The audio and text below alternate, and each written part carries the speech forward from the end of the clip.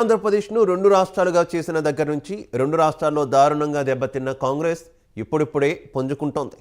తెలంగాణలో అధికారం చేపట్టడంతో ఇప్పుడు ఆంధ్రప్రదేశ్పై కాంగ్రెస్ అధిష్టానం ఫోకస్ పెట్టింది. చేజారిన రాష్ట్రాలపై పట్టు సాధించేందుకు పావులు కదుపుతోంది. అందులో భాగంగా ఆంధ్రప్రదేశ్ కాంగ్రెస్ నేతలతో కీలక భేటీ ఏర్పాటు చేసింది. దగ్గరలో లోక్సభ ఎన్నికలతో పాటు ఆంధ్రప్రదేశ్లో అసెంబ్లీ ఎన్నికలు ఉండడంతో ఎలాగైనా తిరిగి తన పట్టు సాధించుకోవాలని చూస్తోంది. ఇందుకోసం ఈ నెల 27న ఆంధ్రప్రదేశ్ నేతలను కాంగ్రెస్ అధిష్టానం ఢిల్లీకి ఆహ్వానించింది. ఏఐసిసి చీఫ్ మల్లికార్జున ఖర్గే, రాహుల్ గాంధీతో పాటు కేసీ వేణుగోపాల్ ఆంధ్రప్రదేశ్ కాంగ్రెస్ నేతలతో భేటీ కానున్నారు.